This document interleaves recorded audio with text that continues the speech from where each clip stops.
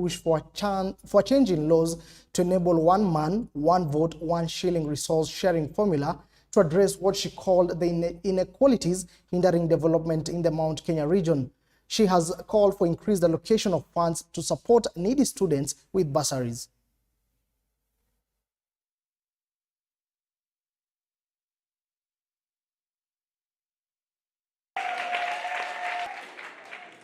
Ambayo tunapeana kwa basari kwa kusema kweli haitoshi. Ukiangalia tunapeana 2,000, 3,000 na ukienda eneo zingine za nchi wanaweza kupatia watoto wao hata 15,000, 20,000. Kwa hivyo mimi naungana na wale viongozi ambao wanasema tuongezewe pesa hasa ya basari, hata kama itakuwa ni conditional grant, ipewe kulingana na wengi wa watu, kwa sababu pesa ambazo tuko nazo tukigawa hazitoshi wananchi wa kaunti zetu, kwa sababu sisi tuko na watu wengi sana. Kuna kaunti zingine ambazo zinaweza kupeana pesa hata full scholarship kwa sababu wako na pesa za kutosha na watu wao sio wengi.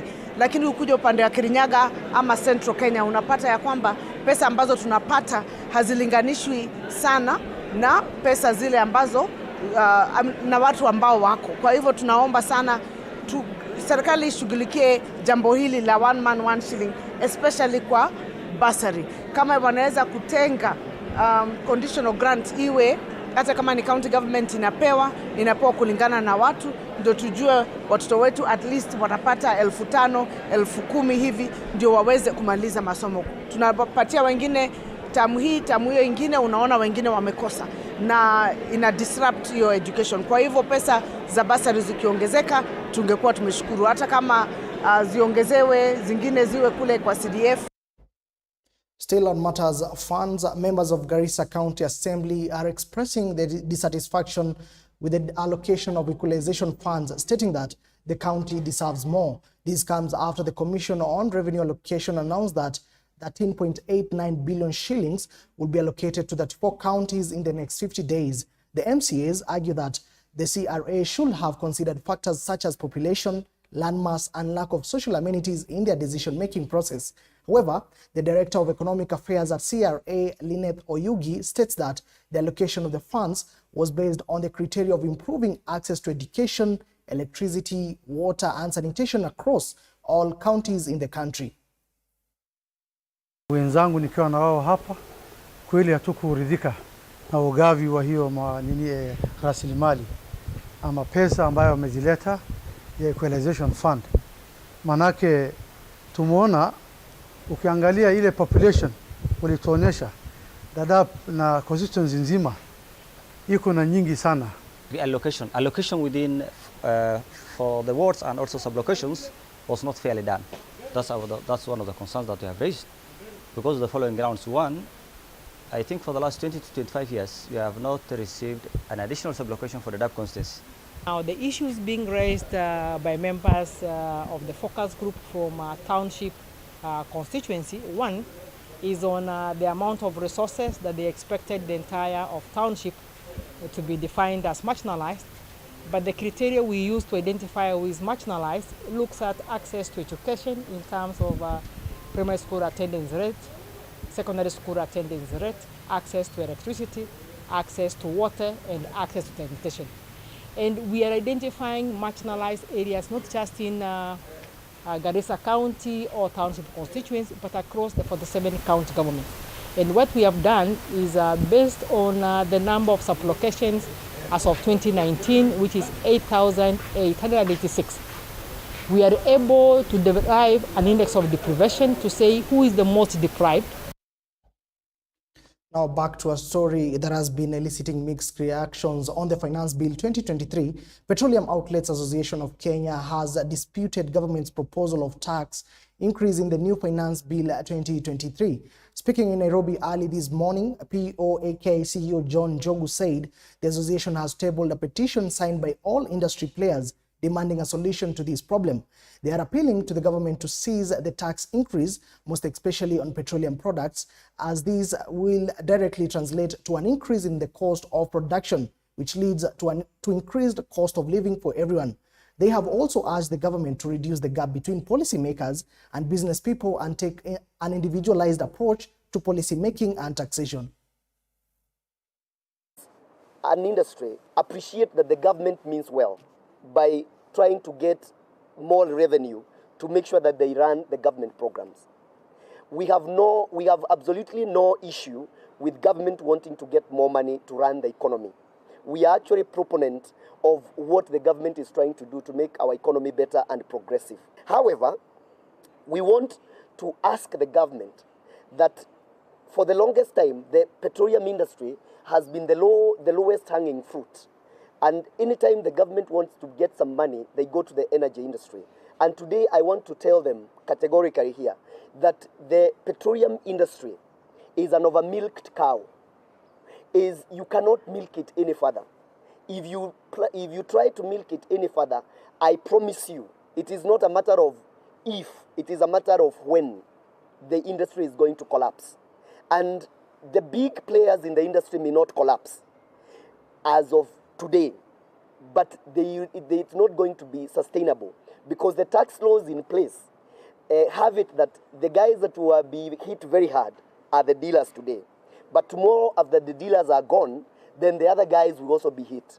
General rise in the cost of operational expenses like finance cost, electricity, transport, and staff cost have again impacted on our margins. Our margins are simply not enough to support supply of petroleum products in the country. They need to be reviewed urgently to reflect the actual cost of supply. Since 2021, we have been lobbying Treasury and Kenya Revenue Authority to exempt petroleum products from withholding VAT. The wholesale market has a maximum margin of 1%, yet withholding VAT on petroleum products is charged at 2%. This single irrationality has driven many businesses to bankruptcy. We have with us a petition that all industry players have signed to demand a solution to this problem. It has sucked all our cash flow and transferred it to KRA. President William Ruto presided over groundbreaking ceremony of Bellevue Park Residents Affordable Housing Project, Nairobi. The president defended the housing fund levy that has raised heated debate in the Finance Bill 2023. Take a look.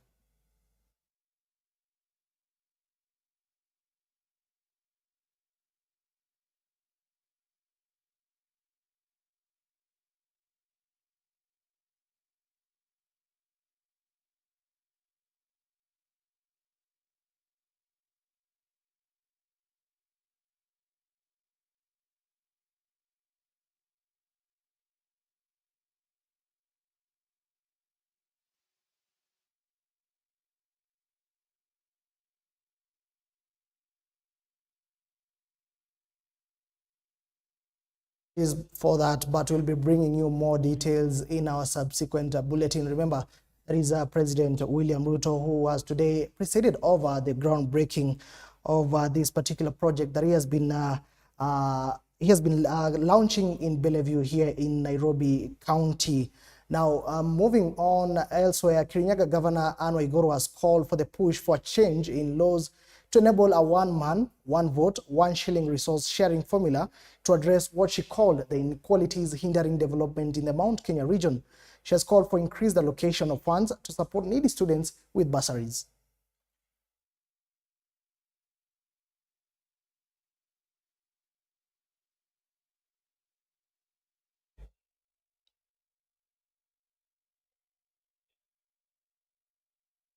Moving on, Principal Secretary, State Department for Social Protection and Senior Citizen Affairs, Joseph Mutari, has met with persons with disabilities in Wajir County to assess the progress of the ongoing collaboration between social development programs and development partners. Mutari discussed the policy of disability inclusion, saying that people with disabilities should be given jobs in the country. Meanwhile, the Swedish embassy promised that aid will continue to reach the vulnerable in the society and work closely with stakeholders to ensure sustainable development cooperation.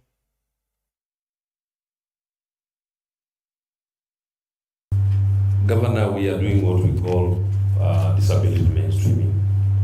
This one is part of me and is me. nataka kuhakikisha kwamba before I leave that State Department, before, as long as mimi niko hapo, we want to make sure that we mainstream disability. We are already coming up with a policy on disability mainstreaming. Just the way there is gender mainstreaming, we want to make sure that we have disability mainstreaming in our Republic of Kenya, such that when a governor employs 10 people. Now shifting gears, as all schools mark the beginning of the second term of the year, majority of schools have expressed their readiness in executing their duties. According to Nicholas Mulwa, the head teacher of Muslim Primary School in Kitui County, they have already received their funds from the government for the smooth running of the term. The head teacher has further commended the government for an additional 5 more teachers in the school. He has, however, called for a timely salary payment to the teachers so that they can carry out their duties in a challenge-free environment.